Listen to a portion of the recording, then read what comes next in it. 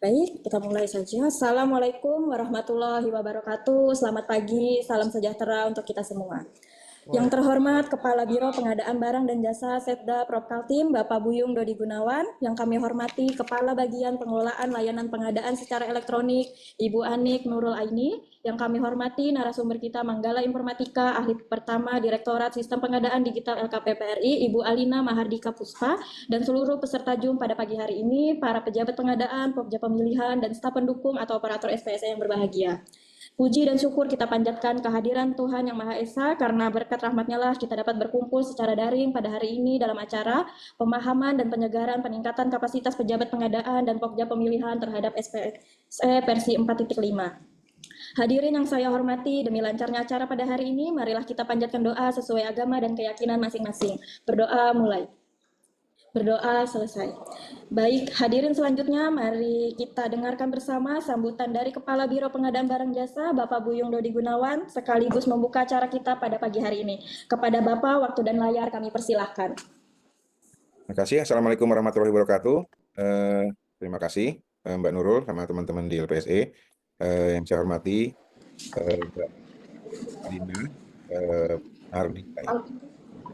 Mbak Alina Mardika dari LKPP.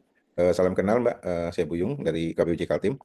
Terima kasih kesediaan teman-teman di LKPP untuk memberikan waktu dan tempatnya untuk bisa menyampaikan segala sesuatu yang terkait dengan LPSE yang terbaru ya, updating hari ini. Mudah-mudahan ini akan menjadi satu pembelajaran dan penyegaran bagi teman-teman pejabat pengadaan dan pokja pemilihan atau fungsional pengadaan yang ada di Kalimantan Timur.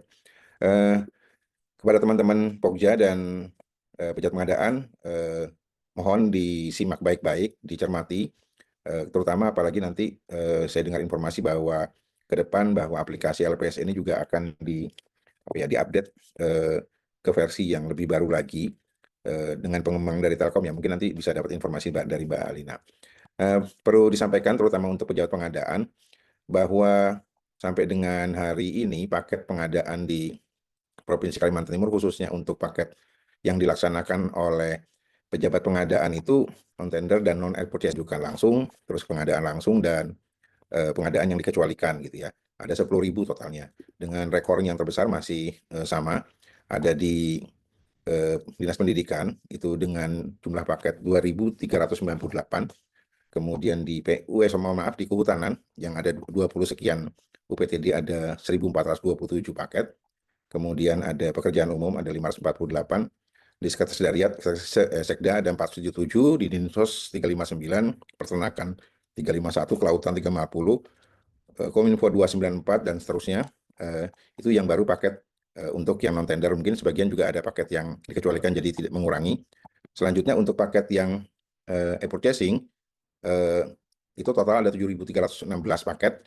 Walaupun e-purchasing untuk nilai 200 juta ke atas nantinya akan dilaksanakan oleh PPK langsung, tetapi di sini akan ada penambahan beban kerja untuk pejabat pengadaan karena paket non-tender atau pengadaan langsung sudah untuk konstruksi bisa dilaksanakan sampai dengan 400 juta. Nah, untuk yang non-tender, maaf, untuk e-purchasing dari 7.000 sekian tadi yang masih menduduki paket terbanyak ada di distrik ya, ada 1.700 paket. Dinas Kehutanan juga sama, ini sekitar 907. Pekerjaan umum ada 561, kesehatan 482, Sekda 299. Nah, walaupun yang e-purchasing ini akan beririsan dengan tugas PPK, tapi dengan nilai segitu juga akan menjadi tugasnya dari pejabat pengadaan untuk memfasilitasi pengadaan langsung atau e-purchasing yang dengan nilai di bawah 200. Nah, oleh karena itu mohon untuk pejabat pengadaan terutama yang ada di SKPD, saya juga belum melihat statistiknya berapa jumlah totalnya karena belum mendapatkan laporannya. Ini menjadi pekerjaan yang cukup penting di samping pekerjaan teman-teman sebagai ASN. Kita tahu bahwa sampai saat ini pejabat pengadaan yang dilaksanakan oleh Biro Pengadaan Langsung yang dilaksanakan oleh Biro PBJ itu baru Sekretaris Daerah, kemudian baru Pemdes dan satu lagi PTSP. Ke depan memang seharusnya untuk pejabat pengadaan itu juga dilakukan oleh seorang fungsional pengadaan barang jasa.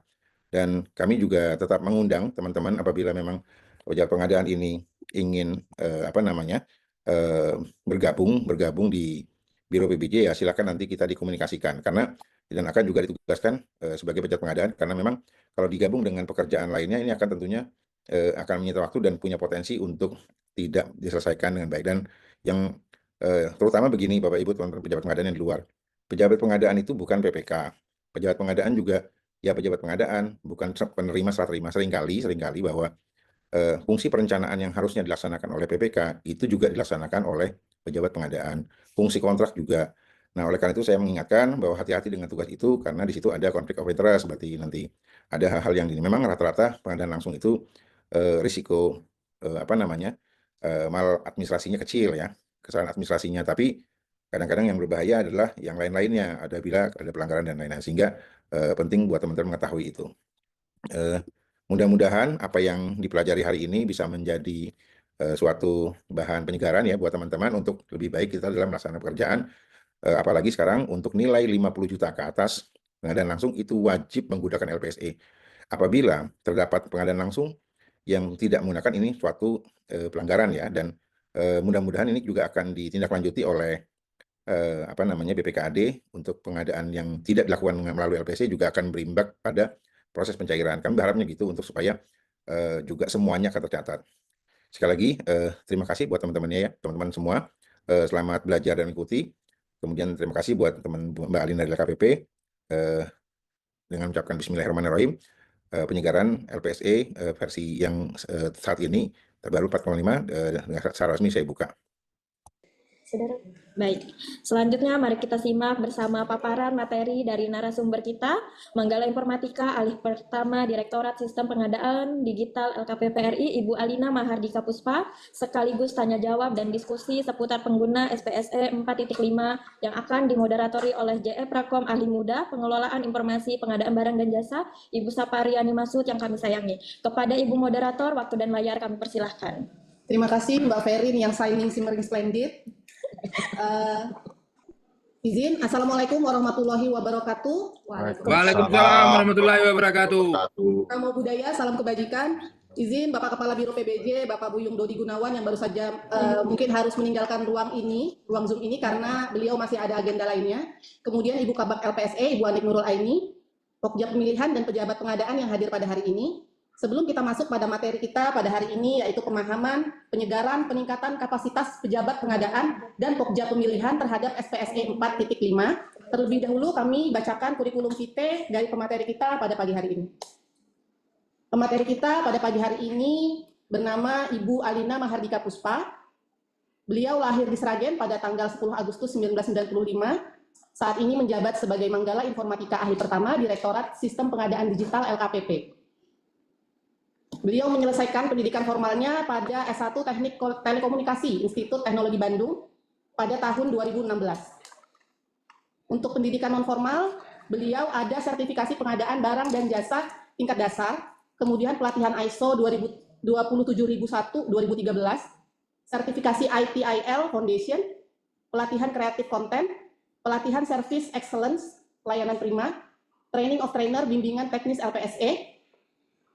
Kemudian untuk pengalaman, beliau pernah menjadi narasumber pada kegiatan knowledge session pengembangan sistem e-procurement di lingkungan PT Sarana Multi Infrastruktur. Kemudian narasumber pada materi peran artificial intelligence dalam PBJ pada kegiatan evaluasi pengadaan barang dan jasa pada pemilu dan pilkada serentak tahun 2024. Fasilitator pada kegiatan bimbingan teknis sistem pengadaan secara elektronik bagi pegawai di lingkungan Badan Gizi Nasional Republik Indonesia. Kemudian sebagai narasumber pemanfaatan aplikasi LPSE dalam rangka pencatatan non-e-tendering, non-e-purchasing, e-kontrak, dan penilaian kinerja penyedia pada lingkungan Kementerian Pemuda dan Olahraga. Narasumber pada kegiatan rapat koordinasi perencanaan, pemantauan, dan evaluasi pengadaan Barjas pada lingkungan Kementerian. Narasumber pada kegiatan Asia Pacific Network, Peer Learning Experience pada Juni 2024, dan narasumber kegiatan BIMTEK aplikasi SPSE non-tender di lingkungan Kementerian Luar Negeri. Itu tadi adalah kurikulum vitae pemateri kita pada hari ini. Baik, untuk mengoptimalkan waktu yang singkat ini, kita langsung saja masuk pada sesi materi. Sesi ini akan berlangsung 45 menit maksimum. Nanti izin Mbak Alina, kami akan mengingatkan apabila sudah habis waktu 45 menit, karena waktu kita yang terbatas. Kemudian akan langsung diikuti dengan sesi tanya jawab dan diskusi. Silahkan nanti ketika sesi tanya jawab dibuka, Bapak Ibu pejabat pengadaan maupun pejabat pemilihan bisa curhat juga di sini, mengadu mungkin apabila selama ini dalam proses pengadaan di SPSE mengalami kendala. Mumpung kita nih kedatangan pakarnya nih ya, Mbak Alina dari LKPP. Baik, kepada Mbak Alina, waktu dan layar kami persilahkan. Ya. Kameranya. Suara saya sudah terdengar ya Bapak Ibu ya? Jelas. Oh ya, ya selamat pagi Bapak Ibu. Terima kasih atas undangan hari ini bisa Pagi berdiskusi Mbak, bersama selamat pagi. Ibu izin Bu Nurul, Ibu moderator, dan tadi ada Pak Buyung. Senang sekali ya, kayaknya sudah lama tidak sharing session gitu dengan tim dari Provinsi Kaltim. Nah hari ini ya tadi silakan saja kalau misalnya nanti sesi diskusi ada curhat, karena memang tidak kesuksesan pengadaan ini tentunya tidak akan terjadi gitu ya tanpa keterlibatan Bapak Ibu di daerah, di kementerian sebagai pelaksana pengadaan barang jasanya. Saya izin share screen. Ya, yang pertama saya mau menyampaikan apresiasi gitu ya terhadap Bapak Ibu yang semuanya terlibat dalam pengadaan di Provinsi Kaltim. Karena kalau kita lihat di nilai ITKP memang sudah cukup tinggi ya di 86 gitu ya, dan beberapa indikator yang kaitannya dengan aplikasi SPSE misalnya non e-tender atau non e-purchasing, kemudian e-tendering, e-kontrak itu hampir mendekati nilai maksimumnya gitu. Selain itu tentunya ini tetap diteruskan ya Bapak Ibu, karena ITKP ini adalah bentuk komitmen ya. Tidak berarti ketika di 2024 sudah warna hijau, di 2025 harus tetap dipertahankan lagi agar hijau, karena bisa jadi kuning, bisa jadi merah gitu, tapi harusnya enggak ya. Kemudian untuk pengembangan aplikasi SPSE sendiri, Bapak Ibu tentunya beriringan dengan regulasinya gitu. Ketika regulasi berkembang, ada regulasi baru di aplikasi SPSE akan menyesuaikan. Nah, mungkin yang sudah Bapak Ibu ketahui juga, telah diterbitkan ya Peraturan Presiden Nomor 46 Tahun 2025 tentang perubahan kedua atas Peraturan Presiden Nomor 16 Tahun 2018 tentang pengadaan barang jasa pemerintah. Nah, kemudian selain itu pengembangan juga seperti tadi sempat disinggung oleh Pak Buyung, kami bekerja sama dengan PT Telkom sesuai amanat dari Peraturan Presiden Nomor 17 Tahun 2023 tentang percepatan transformasi digital di bidang pengadaan barang jasa pemerintah. Nah, selanjutnya dalam waktu dekat saat ini memang di LKPP sedang menyusun peraturan turunan dari Perpres terbaru, dan selain itu juga ada rancangan undang-undang pengadaan publik. Nah, mungkin kalau Bapak Ibu sudah dapat ya, per kemarin itu sudah terbit surat edaran pelaksanaan Perpres nomor 46 tahun 2025 atau sejenis dengan masa transisi gitu ya, bagaimana kita melaksanakan Perpres terbaru ini sampai nanti diterbitkan peraturan turunannya. Nah, beberapa pengaturan atau ketentuan baru yang berkaitan dengan SPSE atau pemilihan penyedia untuk non e-purchasing. Di antaranya yang pertama itu ada di pasal 27 terkait penyesuaian jenis kontrak. Di sana ada beberapa tambahan jenis kontrak baru, kemudian juga sudah tidak membedakan antara kontrak pengadaan jasa konsultansi non konstruksi maupun yang konstruksi, dan ada pengaturan tentang jenis kontrak pekerjaan terintegrasi. Nah, kaitannya dengan adanya jenis kontrak baru ini tentunya berdampak ya di aplikasi SPSE, karena pada saat PPK membuat paket itu memang sudah diharuskan memilih jenis kontrak dan mengupload rancangan kontraknya.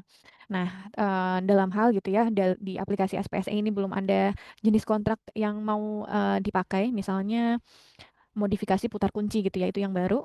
Nah, bagaimana cara implementasinya itu diatur di SE 1 tahun 2025, bahwa dipilih salah satu jenis kontrak yang tersedia. Nah, jenis kontrak yang ditetapkan mengacu pada dokumen rancangan kontrak dan dokumen pemilihan yang diunggah pada aplikasi SPSE. Nanti mungkin Bapak Ibu yang Pokja pemilihan juga sudah familiar ya dengan hal ini gitu. Misalnya dulu di MDP, kalau ada ketidaksesuaian antara MDP dengan aplikasi SPSE gitu, yang kita acu adalah MDP-nya gitu. Kemudian ada beberapa ketentuan lagi di pasal 38, itu pengadaan langsung pekerjaan konstruksi bernilai paling banyak 400 juta. Nah, terkait ini sebenarnya untuk di SPSS tidak berdampak langsung ya Bapak Ibu, karena memang kami itu melakukan penarikan data data RUP pengadaan langsung itu berdasarkan metodenya, bukan berdasarkan nominalnya. Jadi untuk pelaksanaan pekerjaan konstruksi untuk paling banyak 400 juta ini sudah bisa dilakukan, tapi Bapak Ibu terlebih dahulu melakukan PPK-nya melakukan revisi RUP dari yang semula mungkin tender gitu ya, itu menjadi pengadaan langsung. Nah, kemudian di pasal 38 ayat 8, pengadaan langsung barang, pekerjaan konstruksi atau jasa lainnya di atas 50 juta wajib menggunakan aplikasi SPSE fitur transaksional. Sebenarnya untuk saat ini sih kami sudah tersedia ya Bapak Ibu aplikasi atau fitur transaksionalnya, jadi tidak berdampak langsung. Namun untuk meningkatkan awareness nanti mungkin kami akan berikan notifikasi agar PPK saat membuat paket itu tidak keliru gitu. Selain itu di pasal 41 ini sejenis ya, tapi untuk konsultansi itu memang seluruhnya diharapkan Bapak Ibu menggunakan fitur transaksional, tidak lagi menggunakan fitur pencatatan. Nah, kemudian di pasal 38, 41 dan 44 itu ada penunjukan langsung menggunakan metode pasca kualifikasi, di mana saat ini penunjukan langsung itu masih mengadopsi tahapan prakualifikasi ya Bapak Ibu di aplikasi SPSE. Nah, melalui SE nomor 1 tahun 2025 itu sudah detailkan juga bahwa penunjukan langsung pasca kualifikasi yang dimaksud dalam ketentuan Perpres tersebut ada 11 tahapan seperti ini. Ada undangan penunjukan langsung, pemberian penjelasan, kemudian penyampaian dokumen kualifikasi dan dokumen penawaran, pembukaan dokumen, evaluasi, pembuktian, klarifikasi, penetapan, review, dan penetapan SPPBJ, kemudian penandatangan kontrak. Nah, tentunya ini perubahan yang cukup besar di aplikasi sehingga kami menyiapkan masa transisi bahwa apabila memang fitur ini belum tersedia gitu ya di aplikasi SPSE, maka PPK dapat menggunakan fitur pencatatan. Artinya, eh, fitur pencatatan terbuka untuk nominal berapapun dengan metode penunjukan langsung selama memang penunjukan langsungnya belum pasca kualifikasi di aplikasi gitu. Nah, harapannya ini memberikan kemudahan ya ke Bapak Ibu yang melakukan penunjukan langsung, tahapannya atau waktu proses pengadaannya harusnya lebih singkat gitu. Kemudian tadi selain fitur pencatatan ini untuk penunjukan langsung, karena tadi sudah diminta untuk menggunakan fitur transaksional ya, apabila ada pengadaan langsung, pengadaan barang atau pekerjaan konstruksi atau jasa lainnya yang sebelumnya sudah dilaksanakan gitu secara manual, tidak menggunakan fitur transaksional, nah itu tidak perlu diulang lagi gitu ya dengan fitur transaksional, tapi Bapak Ibu mencatatkan. Artinya masih boleh mencatatkan untuk nominal di atas 50 juta, asalkan memang pengadaannya itu sebelum Perpres 46 tahun 2025 itu terbit. Nah, selanjutnya Bapak Ibu ada di pasal 38 ayat 5, permintaan berulang atau repeat order untuk penyedia barang atau pekerjaan konstruksi atau jasa lainnya yang sama. Jadi ini ruang lingkup penunjukan langsung yang baru ya, selain ada di eh, huruf yang A itu ada penunjukan langsung arahan presiden. Nah, ini di poin terakhir bahwa repeat order itu bisa dilakukan untuk barang pekerjaan konstruksi atau jasa lainnya. Kalau yang sebelumnya itu hanya untuk konsultansi saja. Nah, pasal 7 ayat 2 huruf F itu di etika pengadaan di situ ditambahkan untuk eh, selain konflik of interest itu juga diterapkan di pemilik manfaat gitu. Jadi kalau mungkin Bapak Ibu yang familiar gitu ya, selain pemilik dan pengurus itu kan sekarang badan usaha itu harus mendeklarasikan pemilik manfaatnya ya di AHU. Nah, nanti dalam proses PBJ pemilik manfaat ini juga termasuk hal yang akan dipertimbangkan dalam kualifikasi gitu. Kemudian di pasal 44 ayat 8A di syarat kualifikasi itu ada penilaian kinerja sebagai syarat kualifikasi. Nah, terhadap 3 poin ini perlu dilakukan penyelesaian pada aplikasi SPSE tentunya, namun eh, dapat dilaksanakan setelah petunjuk teknis dan fitur telah tersedia pada SPSE. Nah, petunjuk teknis ini dalam konteks peraturan LKPP ataupun MDP yang baru sudah terbit gitu ya Bapak Ibu, karena perlu pengaturan yang lebih detail gitu. Misalnya untuk permintaan berulang repeat order ini untuk pekerjaan barang, pekerjaan konstruksi jasa lainnya yang seperti apa dan persyaratan atau ruang lingkup pemanfaatannya seperti apa. Termasuk untuk pasal 7 ayat 2 ini sebenarnya kami juga sudah paralel membahas MDP gitu ya. Di MDP-nya akan ditambahkan pemilik manfaat itu sebagai data yang dikirim saat mereka penyedia atau peserta tender itu mengirim dokumen kualifikasi. Nah, itu kan tapi baru muncul formatnya atau data apa saja yang perlu dikirim itu di MDP ya. Jadi Bapak Ibu nanti perlu menunggu revisi dari Per LKPP 12 tahun 2021 tentang pemilihan penyedia untuk ketiga hal ini. Kemudian ada perubahan terkait penambahan kondisi tender atau seleksi gagal. Eh, di pasal 51 lagi ada penyampaian penawaran ulang diberlakukan untuk tender prakualifikasi atau seleksi jasa konsultan badan usaha apabila mengalami tender gagal dikarenakan ditemukan kesalahan dalam dokumen pemilihan.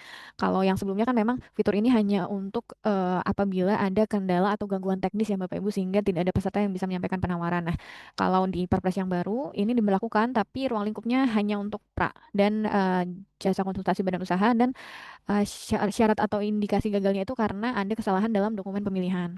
Nah, sebenarnya kalau dalam masa transisi ini fitur ini tersedia, tapi memang perlu permintaan aktivasi ya. Bapak Ibu bisa nanti bertiket atau bersurat gitu ke LKPP, kami akan aktifkan fiturnya. Tapi ke depannya akan langsung aktif ketika memang kondisinya tender gagal karena kesalahan dokumen pemilihan. Nah, kemudian tadi tentang regulasinya gitu ya Bapak Ibu yang berkembang saat ini, selanjutnya adalah mengenai aplikasi SPSE. Mungkin sedikit cerita ke belakang, mulai tahun 2006, ini saya sebenarnya juga belum masuk LKPP ya, 2006, itu SPS sebenarnya sudah dikembangkan di versi 2, hingga yang terakhir saat ini kita loncat langsung ke tahun 2021, itu SPS versi 4.5 rilis gitu ya, dalam rangka penyesuaian terhadap Perpres 12 2001. Jadi memang dulu kita naik dari 4.3, 4.4 ke 4.5 itu karena trigger regulasi gitu. Nah, kemudian sampai saat ini belum ada rilis rilis yang besar gitu ya, hanya pemeliharaan dan penyesuaian. Dan di tahun 2023 kami bekerja sama dengan Telkom yang semula SPSE itu konsepnya adalah terdistribusi baik secara aplikasi dan infrastrukturnya di masing-masing pemerintah daerah maupun kementerian. Nah, sekarang kami sudah menuju ke arah terpusat gitu ya. Jadi kalau mungkin Bapak Ibu di LPSE yang mengikuti sudah ada pemusatan basis data dan aplikasi. Kemudian juga kalau untuk rilis atau rilis build sudah semuanya langsung ke update gitu ya. Jadi tidak perlu permintaan manual seperti yang sebelumnya. Nah, di 2025 ini tentunya kami akan melakukan penyesuaian di SPSE sebagai dampak dari Perpres 46 tahun 2025. Nah, ini mungkin saya sedikit cerita beberapa fitur yang penyesuaian fitur atau penambahan fitur di SPSE di beberapa update build terakhir gitu ya. Jadi masih versi 4.5 tapi berbeda waktu rilisnya gitu Bapak Ibu. Pertama, implementasi perlindungan data pribadi pada halaman publik. Jadi mungkin kalau Bapak Ibu ada yang aware gitu ya di halaman luar, itu sebenarnya kami sudah melakukan masking atau sensor gitu ya terhadap beberapa data pribadi penyedia. Utamanya kami bedakan sih yang penyedia perorangan dan penyedia badan usaha gitu. Yang kedua, kami juga sudah melakukan penyesuaian penggunaan NPWP 16 digit. Jadi Bapak Ibu sekarang misalnya pengadaan langsung sudah bisa mengundang 16 digit yang punya 16 digit saja gitu ya.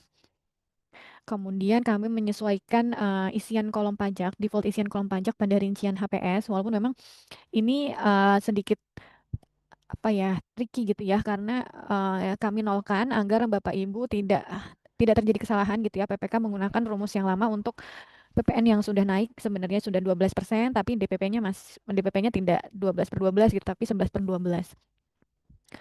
Kemudian ada penambahan fitur validasi jaminan penawaran ini untuk pekerjaan konstruksi dan konstruksi terintegrasi yang lebih dari 10 miliar. Kami melakukan integrasi dengan sistem informasi penjaminan yang sudah bergabung. Jadi sistem informasi penjaminan ini sifatnya kami mengundang beberapa pihak eksternal gitu ya. Misalkan bank, bisa perusahaan yang menyediakan servis untuk pengecekan bank garansi. Nah, itu kami saat ini sudah terintegrasi dengan salah satunya sistem penjaminan online ya, dan akan juga bergabung dalam proses itu ada Mandiri, BRI, kemudian ada juga BNI. Nah, ini fungsinya jadi saat penyedia mengirimkan penawaran, kemudian ada inputan jaminan penawaran ini, mereka bisa menginputkan nomor bank garansinya, kemudian melakukan validasi nanti data nama penjamin, tanggal penerbitan, dan nilai itu akan langsung terisi sesuai data yang valid dari penjaminan tersebut. Nah, namun tetap kami sediakan upload dokumen untuk menyertakan soft copy-nya. Nah, bagaimana kalau misalnya tidak menggunakan provider si sistem penjaminan online atau bank-bank yang sudah kerjasama dengan LKPP? Nah, itu masih kami sediakan manual, jadi nanti nomornya diisi sendiri, nama penjamin diisi sendiri gitu, kemudian diupload. Jadi tetap pengambilan keputusan apakah jaminan penawaran itu lulus atau tidak itu tetap di Pokja gitu ya pada saat menceklis di saat evaluasi. Kemudian kami juga menambahkan fitur pembuatan kode verifikasi untuk menghubungkan transaksi pakai tender dan non-tender konstruksi ke transaksi katalog versi 6. Jadi mungkin Bapak Ibu kalau ada yang belum tahu gitu ya, penyedia atau pemenang tender konstruksi itu bisa berbelanja di katalog. Jadi di katalog versi 6 itu tidak hanya pemerintah saja yang bisa belanja, tapi penyedia juga bisa sebagai pembeli gitu.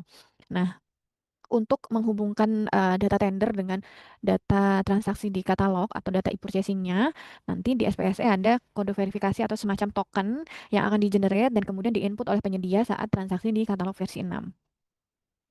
Nah, Bapak Ibu, sebenarnya dalam waktu dekat gitu rencana pengembangan ini sharing gitu ya dengan Bapak Ibu, kami akan melakukan pemusatan domain atau perubahan domain LPSE yang misalnya kalau sekarang contohnya LPSE kaltimprof.go.id gitu ya.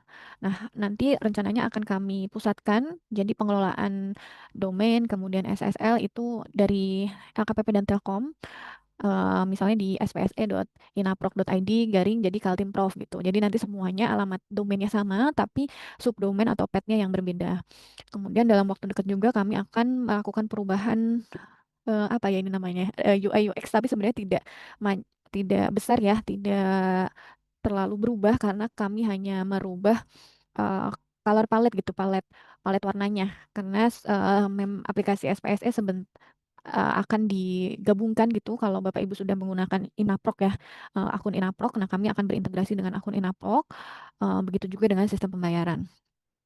Nah, kemudian eh, kami juga bekerja sama dengan Stranas PK Pencegahan Korupsi untuk pengembangan early warning system di aplikasi SPSE.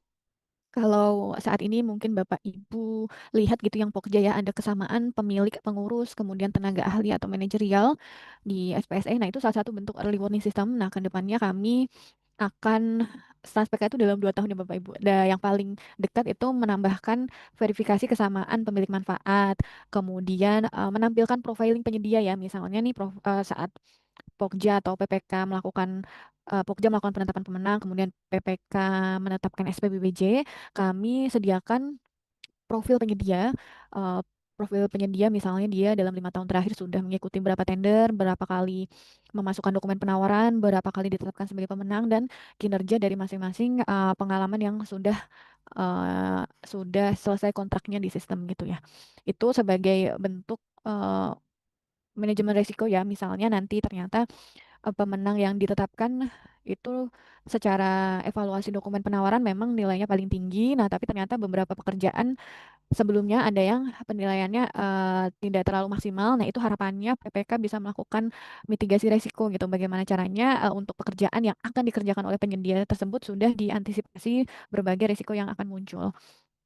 Termasuk juga setelah itu nanti kami akan mencoba inisiasi integrasi dengan si pasti ya, pembuatan HPS di aplikasi pembuatan HPS di Kementerian PUPR. Nah, itu rencananya akan kami integrasikan sehingga nanti tidak hanya di lingkup PUPR saja, semua pekerjaan konstruksi HPS-nya bisa dibuat dari si pasti itu gitu.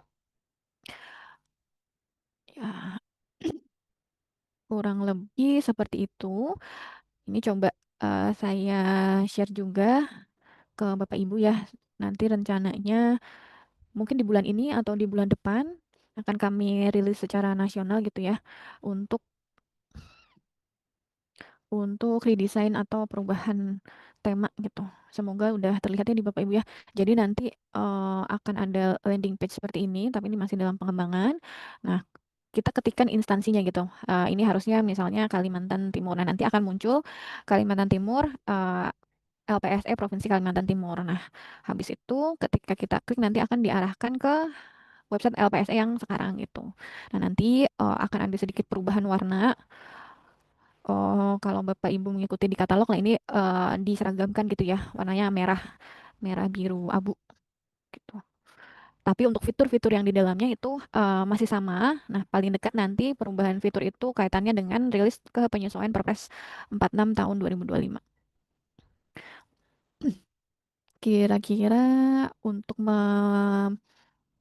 mulai diskusi. Sepertinya paparan dari saya sudah selesai, Ibu Moderator. Baik Mbak Alina, terima kasih. Wah seru banget ini ya teman-teman ya, rekan-rekan semua, bahwa materi kita hari ini tuh lagi anget-angetnya dibahas nih. Lagi anget-angetnya tentang Perpres 46 tahun 2025, bagaimana Perpres ini ternyata banyak mempengaruhi proses pengadaan pada SPSE. Ada yang perlu kami highlight sedikit mungkin Mbak. Salah satunya perubahan belanja yang di atas 50 juta sekarang sudah tidak masuk pencatatan, tapi harus transaksional melalui SPSE. Begitu juga belanja jasa konsultansi, non-e-purchasing harus juga transaksional. Jadi ini tolong pejabat pengadaan di perangkat daerah mohon diperhatikan agar tidak terjadi kesalahan.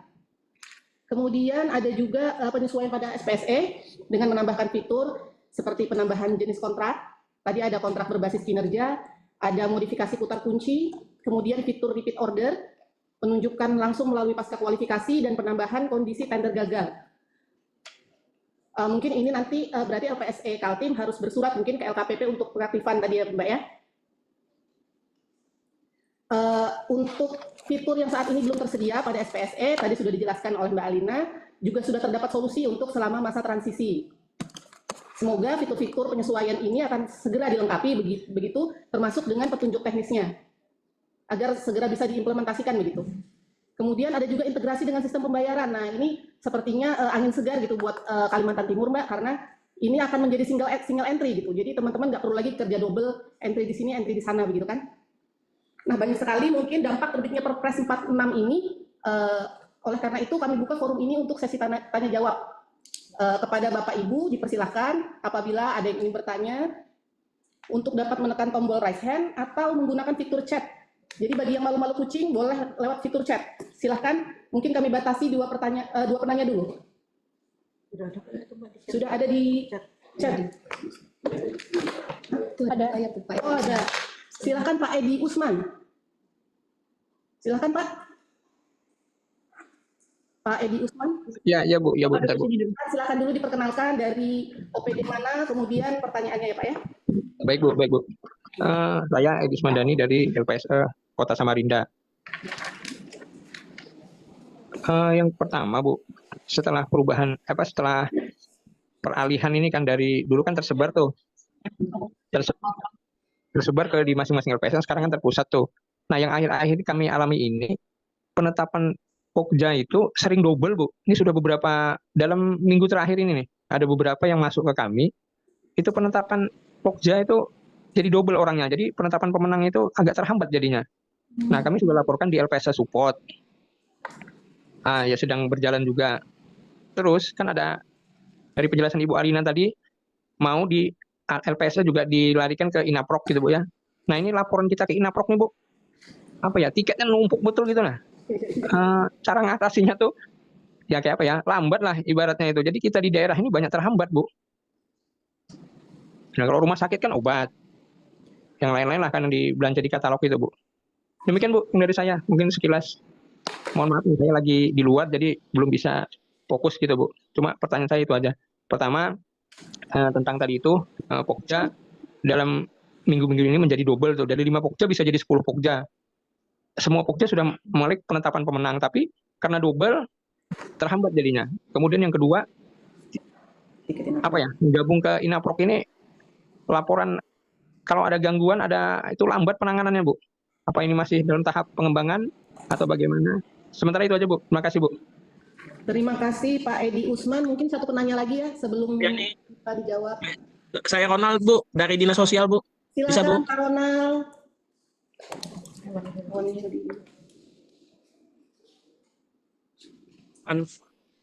Bu, kami dari Dinas Sosial kan kemarin kalau masalahnya kemarin itu sama Bu, yang sempat kami datangi kemarin Bu Nurul, Bu Yani.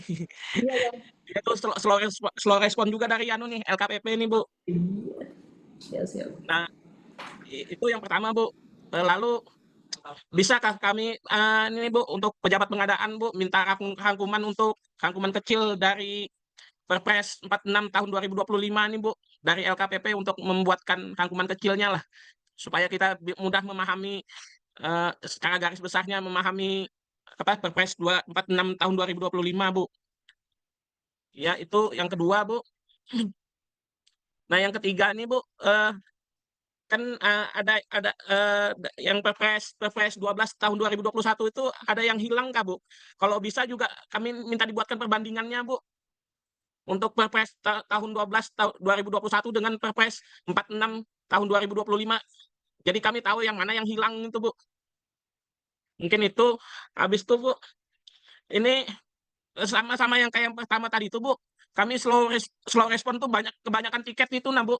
Kayak mana sih anunya nih dari dari LKPP untuk mengatasinya nih nah Bu. Kami sampai mungkin kemarin tuh membuat akun PPK untuk punya kami Bu sampai 2 minggu Bu, 2 minggu lebih Bu. Itu Bu. Untuk diketahui aja sih Bu. Heeh. Nah lalu ini kan kami sudah ada berjalan Bu paket kami Bu. Paket kami ini sudah ada berjalan pembayaran secara LS. LS kan kemarin itu kan kami dapat surat itu kan pembayaran secara manual ya Bu ya dimanualkan ya mirip ke V5 Bu. Nah itu kayak mana nih Bu tindak lanjutnya nih masalah pembayaran ini Bu yang LS ini Bu untuk e-forecasting Bu. Mungkin itu aja Bu. Terima kasih. Maaf mohon banyak banyak tanya Bu. Terima kasih. Assalamualaikum warahmatullahi wabarakatuh.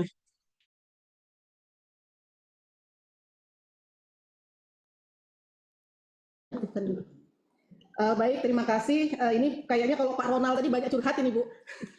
Mungkin dari Pak Edi Usman dulu, ini pertanyaan dari Samarinda yang katanya, ini curhat juga ini, karena katanya ada penetapan Pokja double pada SPSE, kemudian tiket inaproknya lambat penanganan.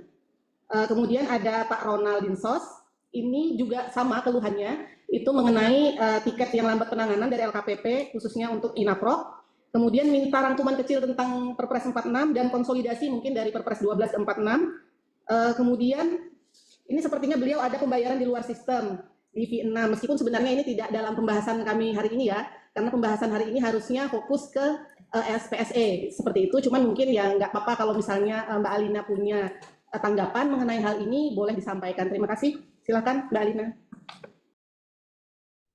Ya, langsung dimulai dengan curhat ya Bu. Tapi terima kasih ya Bapak-Bapaknya, terutama tadi Pak Edi Usman ya dari Kota Samarinda, sudah ditangkap Pak untuk penetapan Pokja duplikasi ini. Jadi memang sebenarnya bukan karena dipusatkan ya, kondisi Pokja duplikasi ini sudah muncul sebelum kita terpusat gitu. Sedang apa namanya ya, direkonstruksi ulang gitu karena kami belum menemukan faktor atau root cause kenapa bisa jadi duplikat gitu. Jadi misalnya Bapak Ibu mungkin yang belum menemukan case-nya gitu. Jadi ini misalnya ada 3 Pokja terdaftar ABC gitu ya. Kemudian di aplikasi SPSE saat penetapan pemenang ABC ini duplikat. Jadi ada ABC gitu. Jadi terbaca ada 6. Padahal 3 Pokja itu sudah melakukan penetapan. Di aplikasi membacanya dia ada 6. Sehingga kurang 3 lagi melakukan penetapan padahal 3-nya itu sudah sebenarnya. Jadi ini memang secara data ada anomali menambahkan anggota Pokja yang sama gitu. Nah, sebenarnya case ini sudah pernah kami atasi tapi ternyata bukan itu root cause-nya gitu. Tapi sudah ditangkap Pak Edi Usman, akan kami segera perbaiki untuk hal itu. Kaitannya dengan Makasih, tiket, Bu. iya Pak, tiket inaprok yang lambat.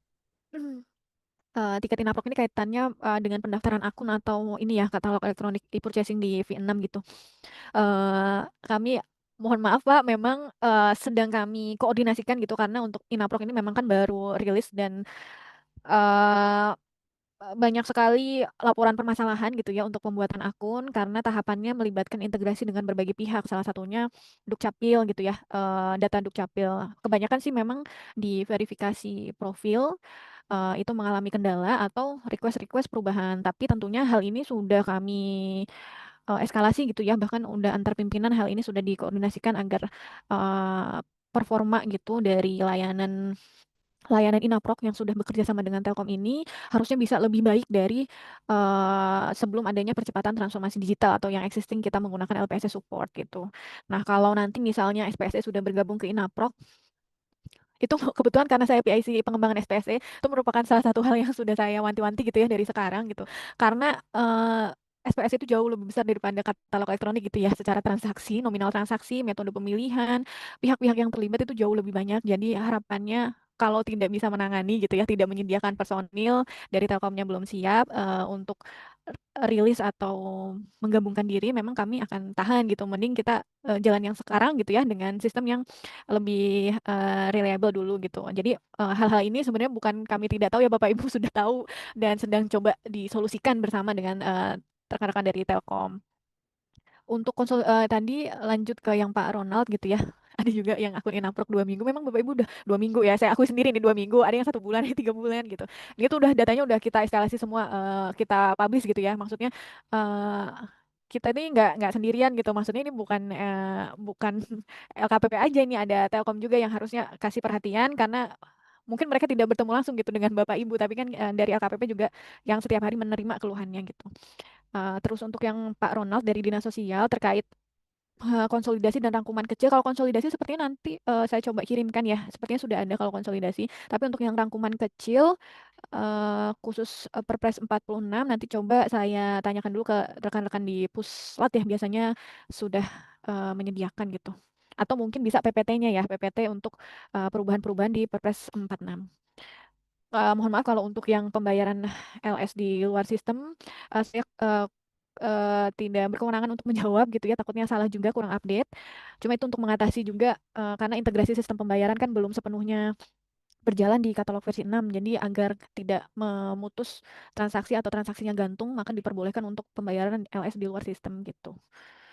Jadi memang seperti mirip dengan Filima, jatuhnya tidak ada integrasi dengan sistem pembayaran. Gitu Bapak Ibu.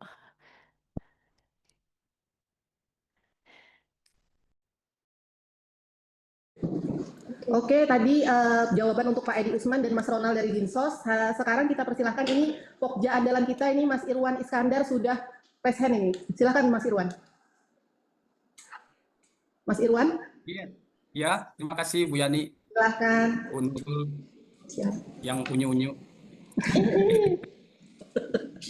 Assalamualaikum warahmatullahi wabarakatuh. Terima kasih Mbak Lina Mahardika dari LKPP.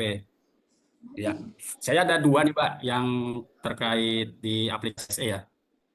Nah, ini kan di aplikasi SPSE itu ada itemize untuk pemenang lebih daripada 1.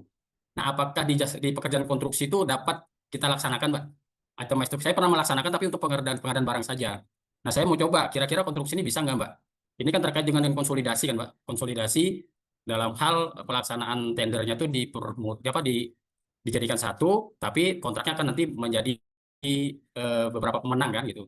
Jadi kemungkinan misalnya konstruksi itu ada 5 paket, kita tenderkan cuma 1 kali aja, tapi nanti berkontrak menjadi 5 dia. Nah, seperti itu kan, Mbak.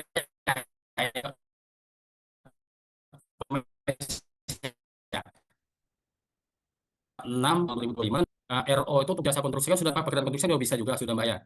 Pekerjaan konstruksi sudah bisa juga, tapi kan kita masih menunggu peraturan daripada lembaganya untuk sebagai juknis atau juklaknya seperti apa. Apakah di aplikasi SPSI sudah support juga gitu loh Mbak untuk pekerjaan konstruksi, bukan cuma jasa konsultansinya saja. Mungkin itu Mbak, dua ini aja yang terkait dengan aplikasi SPSE. Ingin penjelasan dari Mbak Alina yang juga kayaknya Mbak Alina. Empat aja masih menggombal Mas Irwan ini kan.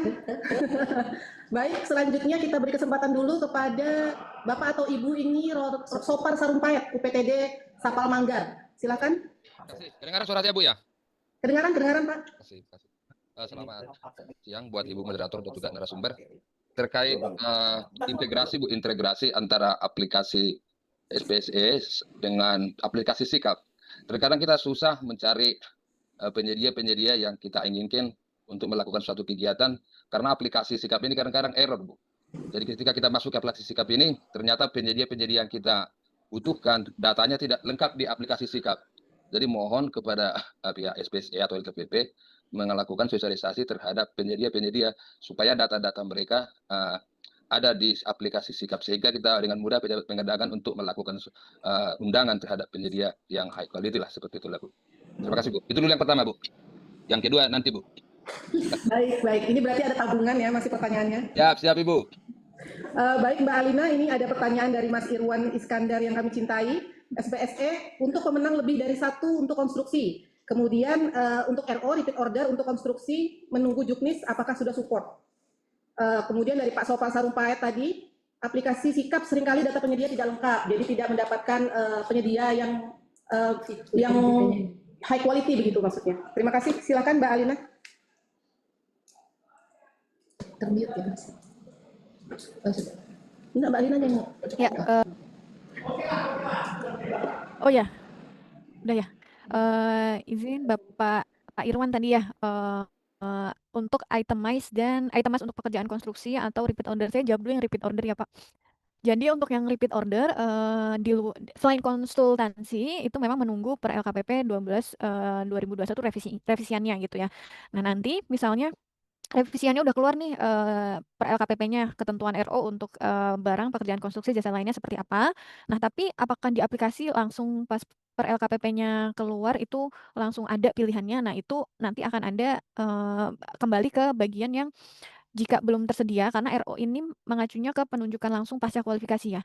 Ketika penunjukan langsung pasca kualifikasinya itu sudah ada, maka bisa pakai SPSE. Tapi ketika misalnya belum ada penunjukan langsung pasca kualifikasinya, ke yang PPK dapat menggunakan fitur pencatatan. Jadi bisa dilakukan, tapi secara manual dengan memastikan bahwa syarat repeat ordernya itu terpenuhi, baru nanti PPK menginputkan ke pencatatan. Gitu Pak. Jadi karena kami ini masih paralel berjalan ya, pengembangan aplikasi berjalan, regulasi juga masih dalam progres, jadi kami jaga-jaga juga gitu kalau misalnya regulasi yang duluan sudah keluar gitu tentang syarat repeat ordernya, nah tetap bisa dilakukan, tapi nanti menggunakan fitur pencatatan gitu, jadinya nggak menggunakan yang transaksional. Nah, kemudian untuk itemize sendiri sebenarnya tidak dibatasi oleh jenis pekerjaan ya, Pak. Memang biasanya di combo gitu. Ketika melakukan konsolidasi, biasanya itemize juga gitu karena jarang ya kalau kita pekerjaannya udah besar itu bisa dipenuhi oleh satu penyedia saja. Jadi kalau sampai saat ini saya belum menemukan gitu adanya tidak boleh digunakan dalam pekerjaan konstruksi gitu. Jadi bisa digunakan nanti pada saat pembuatan HPS-nya yang itemnya itu misalnya dibatasi per wilayah atau per ruang lingkupnya ya berarti gitu. Misalnya itu sama-sama renovasi SD gitu ya. SD mana satu item, SD selanjutnya satu item lagi. Tapi tentunya untuk memenuhi masing-masing item itu perlu kualifikasi penyedia yang sama gitu karena ini akan ditenderkan dalam satu waktu. Kurang lebih seperti itu. Nah, untuk Pak Sopar Sarumpait ya tadi untuk data pada aplikasi Sikap tidak lengkap. Nah, ini mungkin bisa bercerita lebih lanjut Pak. Yang tidak lengkap itu yang data apa gitu. Sebenarnya kan saat kirim kualifikasi itu kan sudah diminta untuk sinkronisasi Sikap ya. Jadi seluruh data yang ada di Sikap itu dikirim juga sebagai dipilih oleh penyedia untuk dikirim menjadi data kualifikasi. Nah, kira-kira data yang belum lengkap ini apa Pak? Misalnya seperti ini, Bu.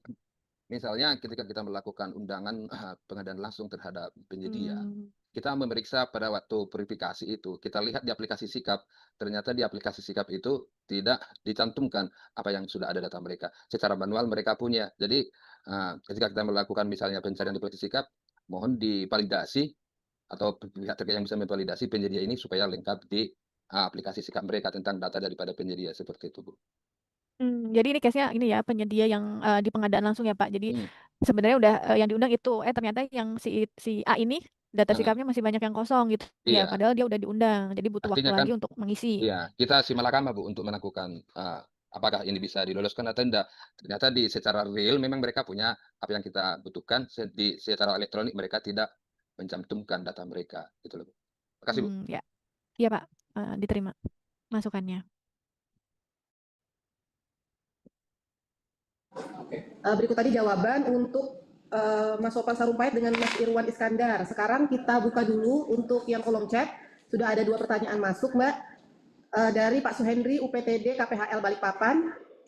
Bolehkah diberi pencerahan kepada kami terkait tata waktu yang baik dan benar? Tata waktu yang baik dan benar untuk pelaksanaan pengadaan langsung by system, EPL. Mulai dari undangan sampai terbitnya SPK, itu berapa lama prosesnya? Kemudian ada dari Pak Halid UPTD KPHP Mokmanor, PL konstruksi 200 sampai 400 juta, kewenangan siapa? Dan usul PP dibatasi jadi 50 juta ke bawah saja supaya ringan kerjaan saya. Nah, ini ada terselip sedikit curhat dari UPTD Mokmanor. Silakan Mbak Ina.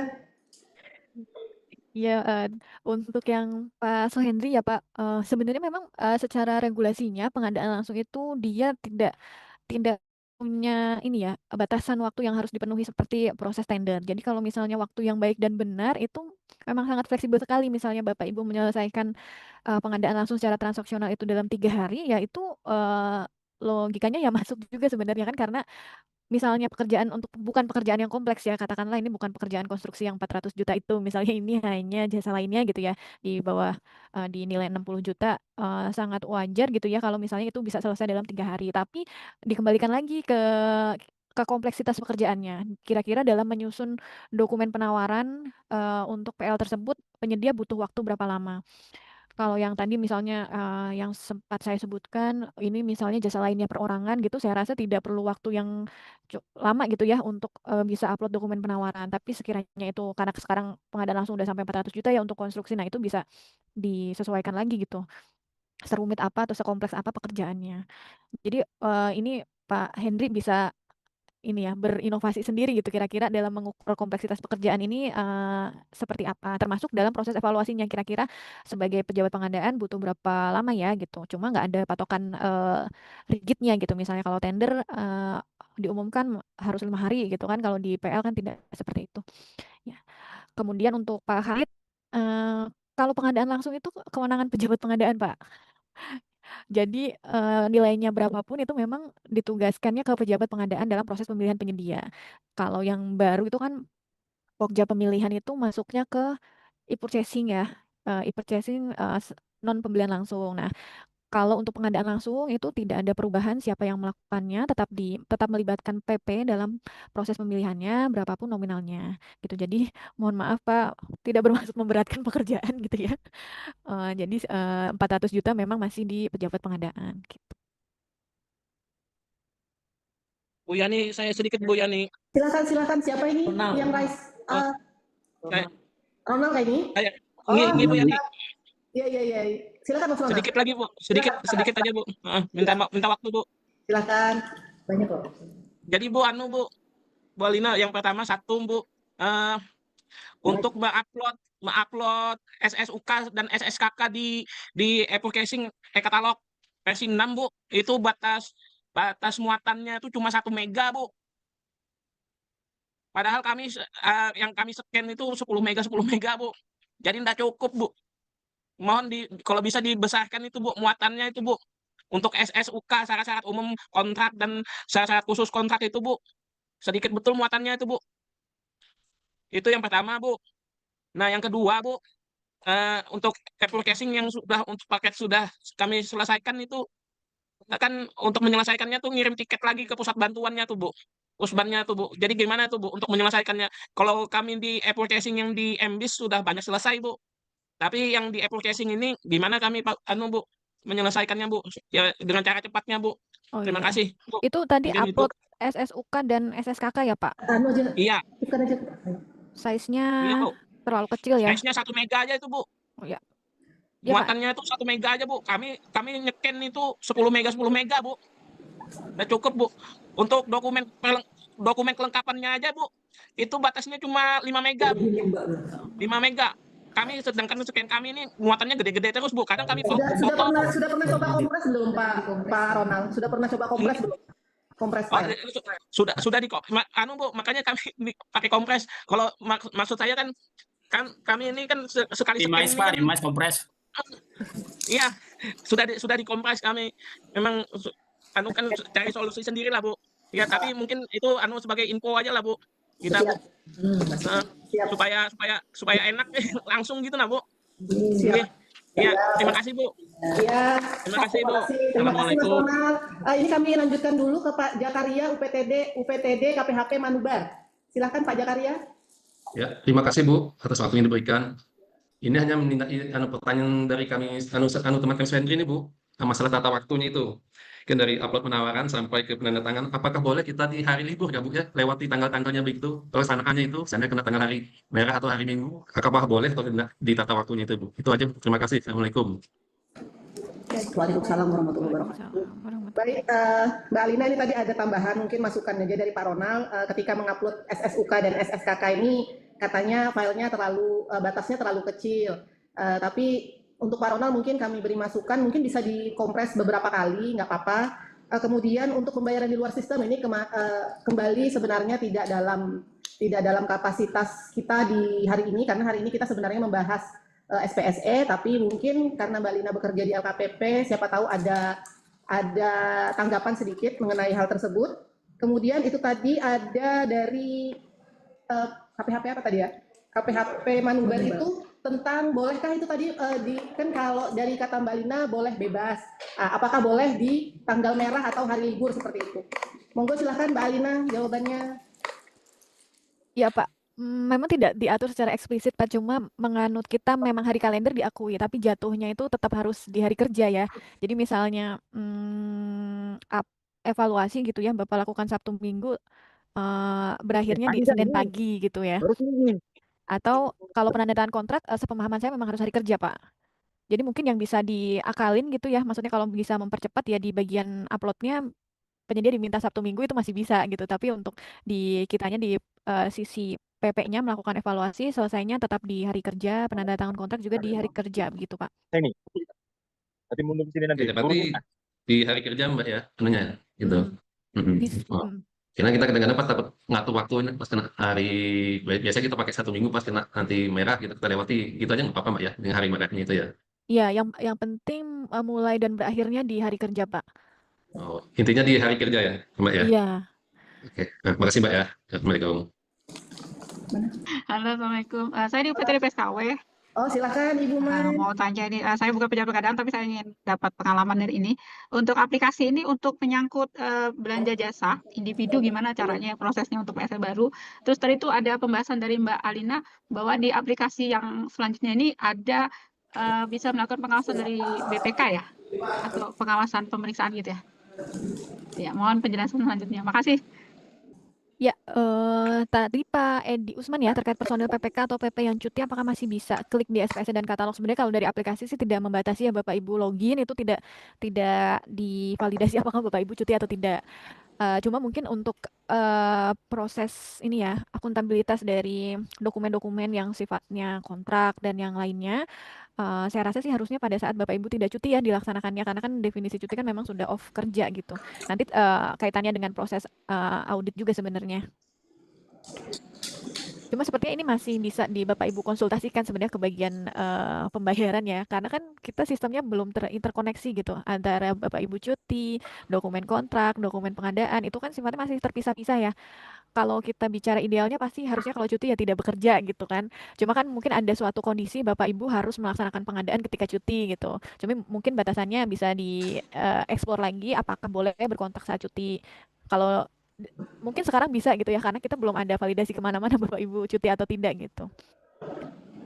Jadi kalau mengklik saja sebenarnya nggak ada batasan. Bapak Ibu klik di jam 12 malam pun bisa, login jam 12 malam itu bisa. Sabtu Minggu juga tidak dimatikan gitu aplikasinya. Nah kemudian untuk yang tadi Ibu Mai tadi pertanyaan yang pertamanya apa ya? Mengangkat individu maksudnya tadi juga saya. Oh ini, mungkin pengadaan langsung perorangan gitu ya? Iya, pengadaan langsung perorangan. Sebenarnya sistemnya sama Bu, pengadaan langsung perorangan. Jadi perorangan itu syaratnya apa nanti dituangkan di dokumen kualifikasi. Nah orang tersebut harus punya akun sikap juga, akun sikap yang nanti buat login di SPSE gitu. Jadi jatuhnya bisa ke jasa lainnya atau kalau di bawah 100 juta ya bisa ya pengadaan langsung untuk konsultansi gitu. Perorangan ya. Jadi perlakuannya sama, penyedia perorangan tersebut harus punya akun sikap atau SPSE, kemudian mengisi data di sikap dan mengirimkan dokumen penawarannya. Nanti Bapak Ibu undang penyedia itu saat draft paket pengadaan langsungnya. Termasuk untuk syarat administrasi atau teknis yang itu bisa dipersyaratkan juga Bapak Ibu persyaratkan misalnya CV atau sertifikat keahlian tertentu itu bisa. Kemudian untuk pengawasan itu sebenarnya kita kerjasama dengan KPK ya Bu, karena kan memang untuk sektor pengadaan barang jasa itu yang dinilai paling rentan gitu ya terkait aktivitas fraudnya gitu atau korupsinya gitu. Nah yang sedang dikembangkan itu sebenarnya lebih banyak di tendernya karena masih dinilai itu yang banyak gitu konflik of interest misalnya antar peserta tender dengan PPK atau Pokja gitu. Nah makanya untuk hal ini kami kerjasamanya dengan KPK ya Bu ya, KPK untuk mengembangkan beberapa early warning system. Harapannya bisa mencegah terjadinya fraud gitu, atau mengidentifikasi sedini mungkin. Misalnya ada pemilik yang pengurusnya sama atau bahkan pemilik manfaatnya sama, itu bisa dicegah untuk menjadi pemenang. Kalau untuk fitur pengawasan yang lainnya seperti fitur auditor itu sebenarnya sudah tersedia juga di SPSE dan bisa untuk tender maupun non tender ya. Jadi kalau misalnya Anda BPKP maupun BPK gitu perlu untuk mengakses ke dalam aplikasi SPSE, itu sudah tersedia baik untuk tender maupun non tender.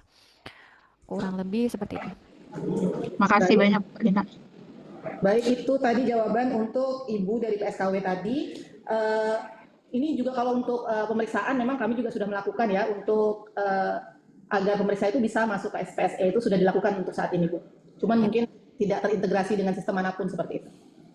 Sekarang kita bisa bacakan dulu, ini ada pertanyaan dari kolom chat, dari Ratu Diskominfo. Bagaimana dengan kegiatan PL, misalkan belanja pemeliharaan genset, AC, kendaraan dinas yang pagunya di atas 50 juta? Yang sifat nanti ada kerusakan baru ditagihkan atau dibayarkan. Apakah pengadaannya bisa di pencatatan saja atau wajib SPSE juga?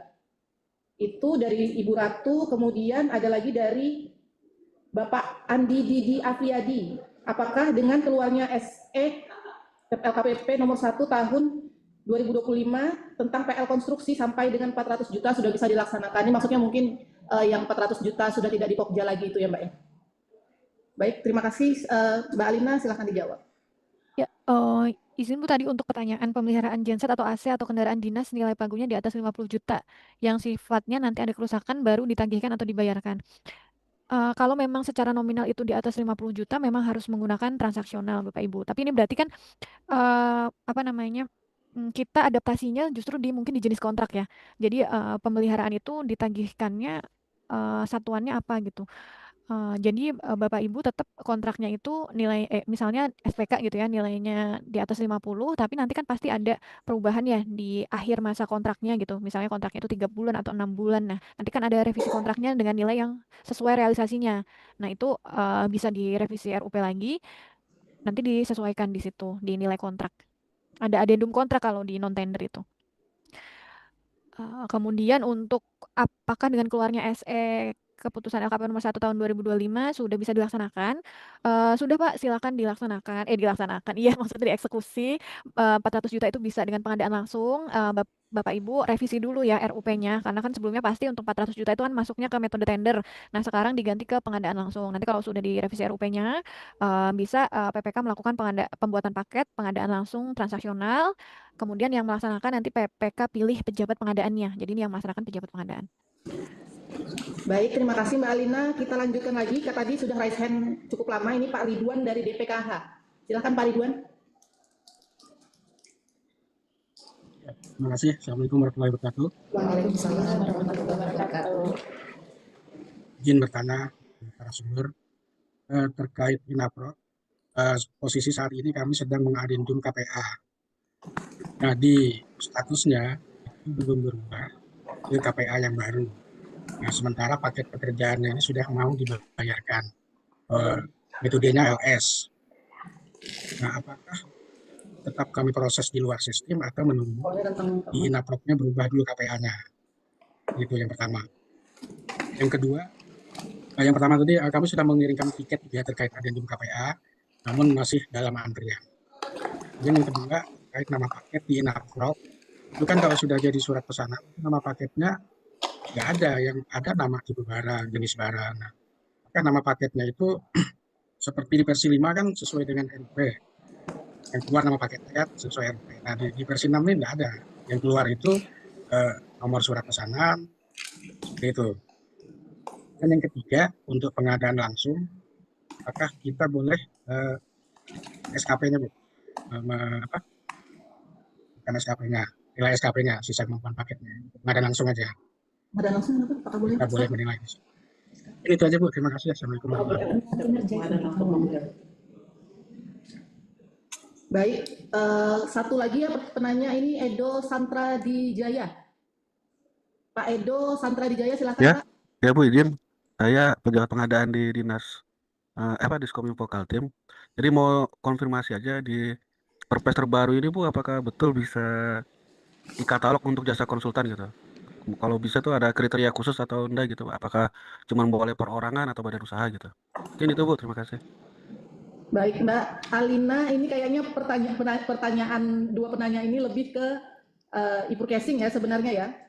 Hanya satu aja nih yang tentang SPSE, tapi nggak apa-apa. Tadi ada pertanyaan tentang paket pekerjaan mode LS, pembayaran di luar sistem, adendum KPA. Mungkin ini KPA-nya berganti. Kemudian nama paket pada V6 di e-katalog. Kemudian ada pengadaan langsung, apakah boleh SKP? Untuk Pak Edo, Diskominfo ini menanyakan tentang e-katalog untuk jasa konsultan. Silakan Mbak Alina. Ya, tadi yang pertama terkait bentar ya, adendum ya, beberapa casing. Nah, Bapak, saya kurang bisa memberikan jawaban pasti gitu ya. Nanti bisa kontak ke PIC-nya untuk e-purchasing. Cuma ya harusnya kalau memang ada, apalagi kaitannya dengan kontrak yang harus dibayar dan di sistem bisa diprioritaskan gitu ya, nanti bisa disundul lagi gitu. Mungkin Mohon nanti maaf. bisa dilaporkan Bapak nomor tiketnya kepada Ya, PSE, nanti bisa kami bantu untuk up ke LKPP begitu. iya betul, mungkin bisa diprioritaskan gitu ya melalui PIC. Kemudian tadi ditangkap juga masukannya terkait nama paket itu tidak muncul di surat pesanan ya Pak. Kalau di existing atau di versi 5 itu kan nama paket RUP-nya muncul di surat pesanan. Ya ini nanti kami coba sampaikan. Kemudian untuk yang pengadaan langsung itu sudah bisa pengadaan langsung tadi tentang apa ya Bu ya? Oh, untuk SKP. SKP ya. Oh iya, SKP, maaf. Salah lihat tadi. Untuk pengadaan langsung pekerjaan konstruksi ya Pak, apakah boleh mensyaratkan SKP? Nah, ini bentar saya coba sambil cek dulu sebenarnya itu masuk ke Pak di persyaratan kualifikasi pelaku usaha ya. Untuk pengadaan langsung pekerjaan konstruksi badan usaha itu dia memenuhi sisa kemampuan paket dengan perhitungan SKP-nya itu kemampuan paket dikurangin paket di mana paket itu adalah jumlah paket pekerjaan konstruksi yang sedang dikerjakan. Jadi sesuai. Jadi kalau tadi pertanyaannya apakah boleh mensyaratkan SKP, kalau saya cek di model dokumen pemilihannya ada di syarat kualifikasinya. Kemudian yang terakhir itu untuk RO ya.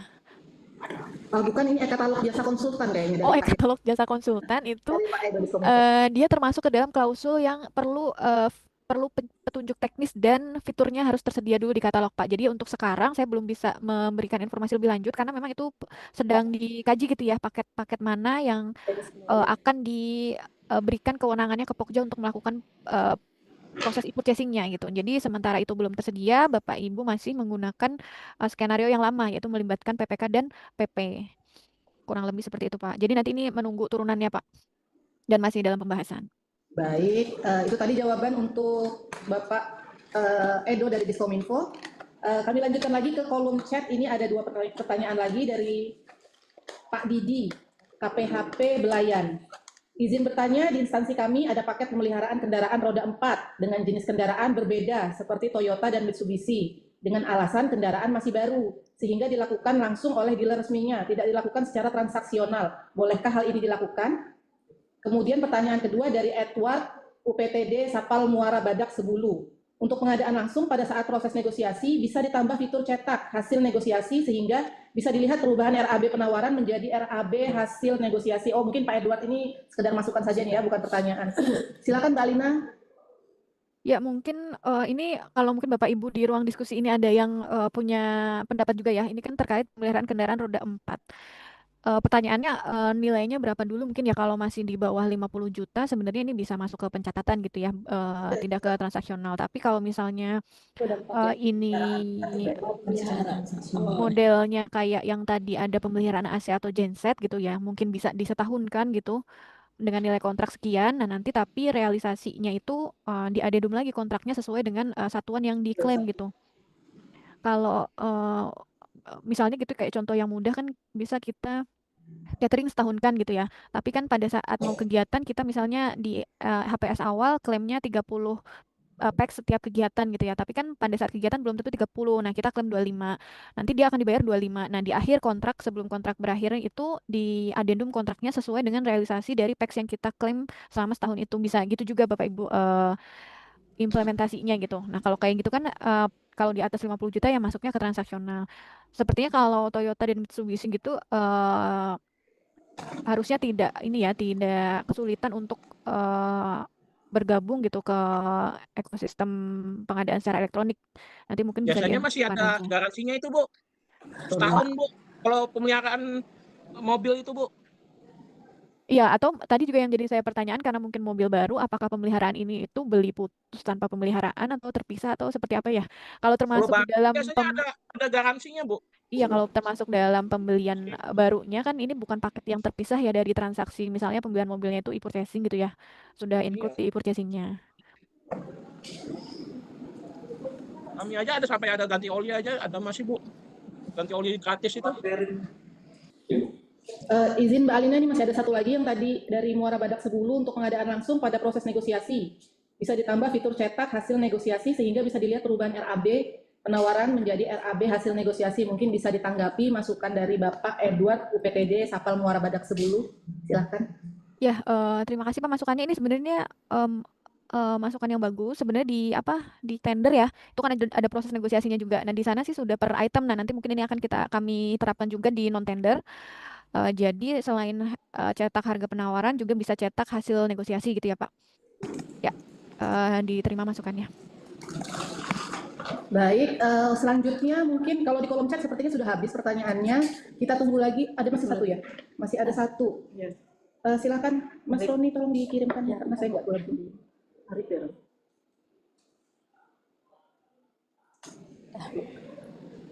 Izin bertanya ini Pak Arif. Jika konsultan perorangan tersebut telah terdaftar juga di salah satu badan usaha jasa konsultansi, apakah dapat terundang sebagai jasa konsultasi perorangan yang melalui transaksional? Dari DLH Pak Arif, silakan Ibu Alina untuk menanggapi pertanyaannya. Ya, Pak Arif, untuk konsultan perorangan, misalnya ya seseorang itu sudah terdaftar sebagai tenaga ahli di suatu badan usaha, apakah dia bisa punya usaha sendiri ya?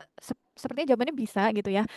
Tinggal ini pekerjaannya memang diperuntukkan untuk badan usaha atau perorangan. Jadi kalau di sistem itu tidak membatasi ya. Kalau misalnya, karena kalau terdaftar sebagai tenaga ahli ya itu penyediaannya adalah badan usahanya. Tapi kalau memang Bapak Ibu mau berkontrak dengan salah satu tenaga ahlinya itu juga bisa gitu. Tenaga ahlinya yang diundang di pengadaan langsung gitu. Nanti dia berkontrak atas nama dirinya sendiri gitu. Jadi semua identitas itu atas nama perorangan itu.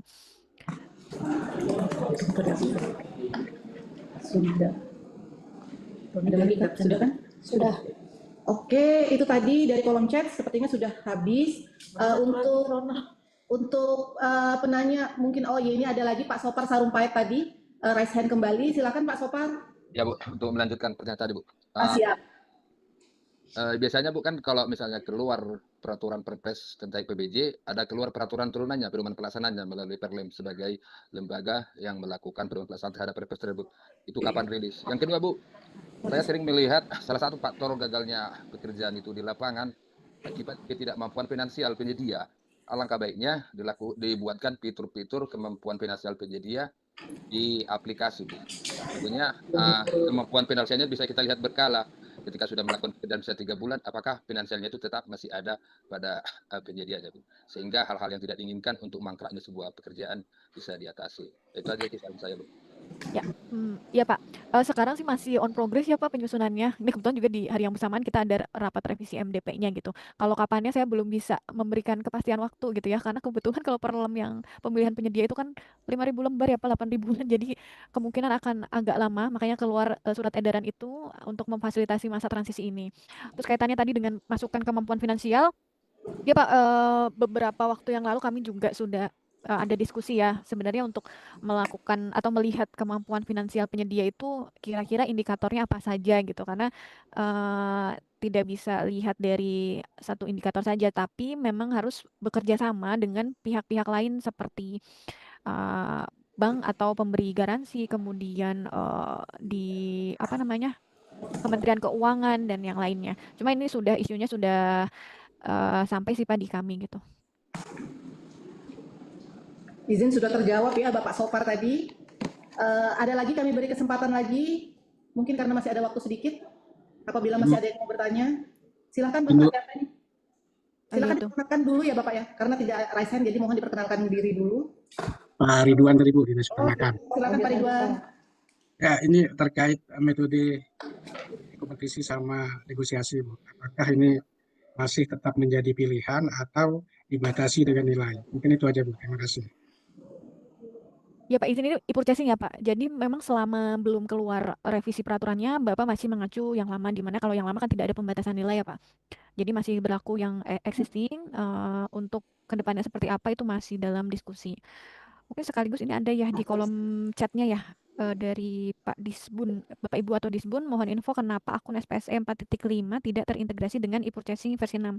Ini kami sedang upayakan Pak ada integrasi, jadi untuk ke depan seluruh login akun itu dari akun Inaprok, tapi juga mempertimbangkan tadi ya ke persediaan atau support yang cukup ya, karena kalau integrasi secara sistem terus kemudian nanti banyak masalah yang timbul tapi resolusinya tidak mumpuni, malah takutnya menghambat kegiatan pengadaan Bapak Ibu. Jadi kalau misalnya ditanya tidak terintegrasi, kami akan segera terintegrasi. Mungkin dalam tahun ini akan kami realisasikan untuk integrasi dengan akun Inaprok. Iya Mbak, sepertinya kalau memang nanti akan ada integrasi antara Inaprok dengan SPSE, mungkin memang LKPP perlu penguatan di helpdesk ya Mbak ya. Mungkin dari GovTech-nya juga, karena selama ini tuh memang kami sedikit kewalahan begitu. Kasihan teman-teman yang sudah mau pembayaran di luar sistem tapi belum dibalas-balas begitu kan. Jadi hambatan seperti itu mungkin di daerah sebenarnya terkait dengan helpdesk yang disediakan oleh LKPP. Baik, peserta yang ada di ruang Zoom, apakah masih ada pertanyaan? Mohon raise hand.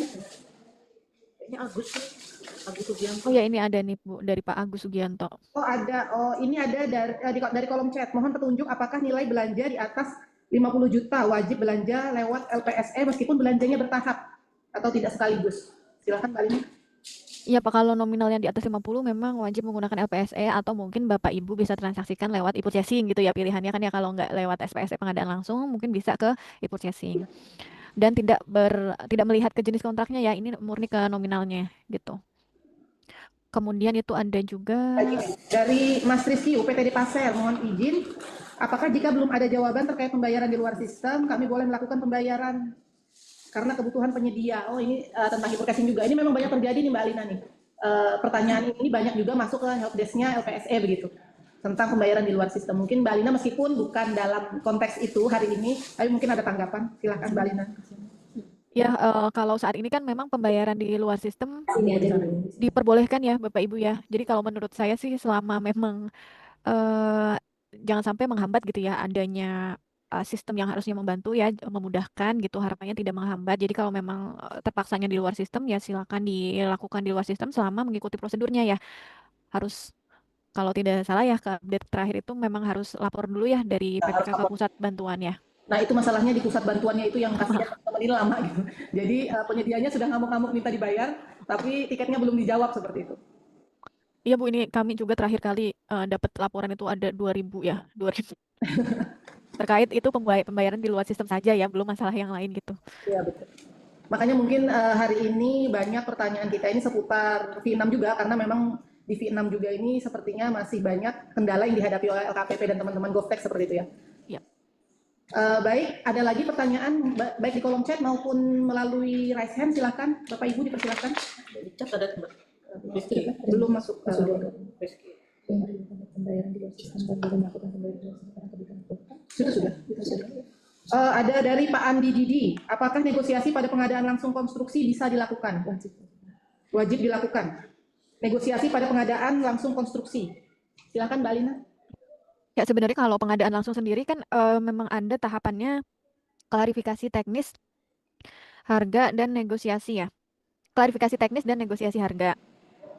Kalau tahap itu memang ada dan dilakukan ya Bapak Ibu ya. Tapi apakah negosiasinya harus turun atau yang lainnya gitu tidak diatur. Jadi ketika Bapak Ibu negosiasi dan kesepakatannya harganya tetap sesuai dengan penawaran itu bisa terjadi juga gitu. Jadi